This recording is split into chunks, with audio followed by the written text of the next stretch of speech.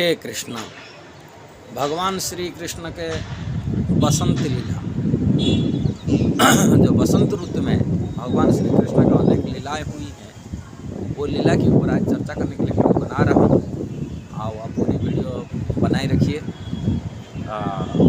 बसंत लीला ऋतुराज बसंत कहा जाता है। 6 ऋतुओं में सर्वश्रेष्ठ ऋतु बसंत को कहा जाता है।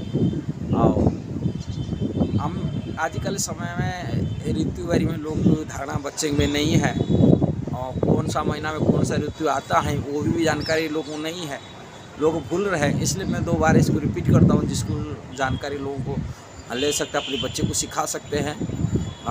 6 ऋतु होता है एक साल में। ग्रीष्म ऋतु जो गर्मी का महीना होता है, उसमें ग्रीष्म ऋतु में 2 महीना होते, उसमें होते हैं वैशाख ज्येष्ठ। ये वैशाख ज्येष्ठ महीना को ग्रीष्म ऋतु कहा जाता है। इसके बाद में वर्षा ऋतु होता है। वर्षा ऋतु होता है 2 महीना होता है, वो होता है आषाढ़ श्रावण। आषाढ़ श्रावण महीना, दोनों महीना को वर्षा ऋतु ही कहा जाता है। इसके बाद में वर्षा के बाद में आता है हेमंत ऋतु। हेमंत ऋतु शरद ऋतु आता है। शरद ऋतु में भगवान की प्राकट्य हुआ था, इसलिए भाद्र महीना और आश्विन महीना, भाद्र महीना आश्विन महीना को शरद ऋतु कहा जाता है। शरद पूर्णिमा लास्ट को होता है, शरद पूर्णिमा आप जानते हैं। और इसके बाद में हेमंत ऋतु आता है।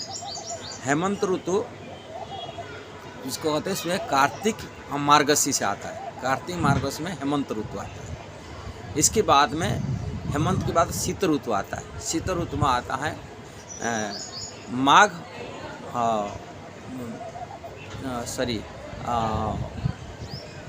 कार्तिक मार्गशीर्ष गया। इसके बाद में आता है पौष मास। पौष और फाल्गुन, पौष माघ, ये दोनों महीना होता है शीत ऋतु होता है, माना जाता है। इसके बाद में फाल्गुन और चैत्र। फाल्गुन जो चैत्र है, भगवान राम जी की लीला हुई थी।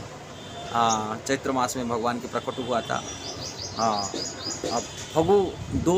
फगु का फगुपन भगवान की विशेष करके फगु खेलते हैं, होली उत्सव फगु उत्सव भी कहा जाता है। फगु का होता है।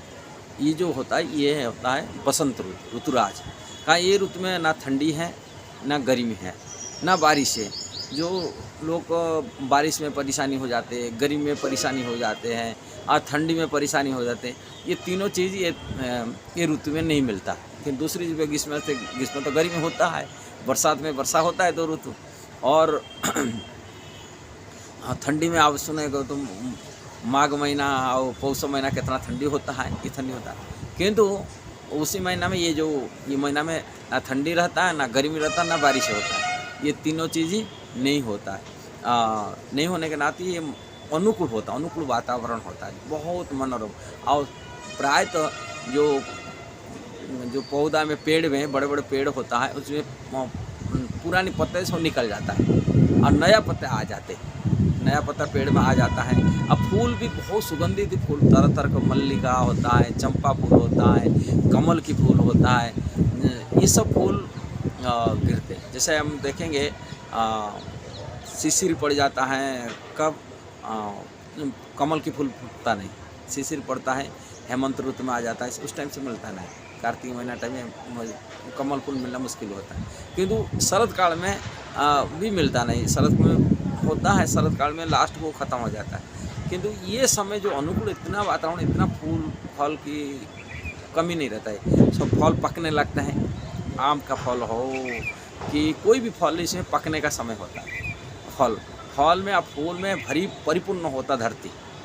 ये समय सीजन होता है, ये बसंत ऋतु में पकने का फल की जो सीजनली फल सब, माने इसमें सबसे ज़्यादा फल पकता है। और दूसरी ऋतु में इतना फल पकता नहीं।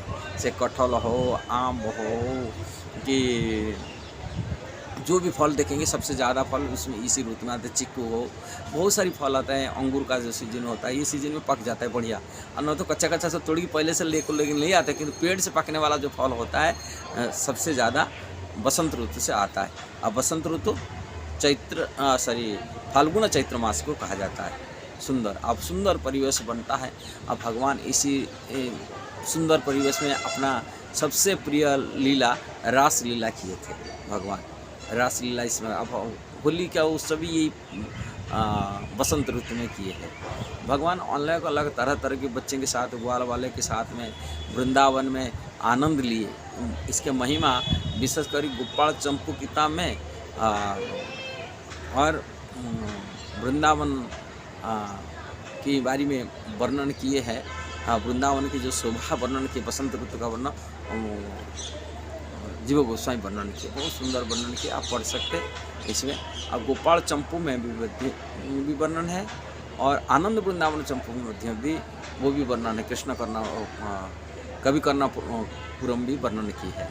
इसलिए बसंत की वर्णन है, और होली के उत्सव भी वर्णन है, और रासलीला के बारे में वर्णन भी है। रासलीला पहले भगवान कैसे कैसे सुंदर परिवेश था, वो कैसा रासलीला वहाँ अपनी गोपियों को बुला करके अपने रासलीला किए, ये सब वर्णन है वृंदावन की महिमा। इसमें आप लोग ब्रज की लीला में आते, बसंत लीला में पाठ करिए, और बसंत उत्सव आनंद लीजिए, बसंत रास। यदि आपको वीडियो अच्छा लगा जरूर से शेयर करना, सब्सक्राइब करना, लाइक कमेंट करना। हरे कृष्ण।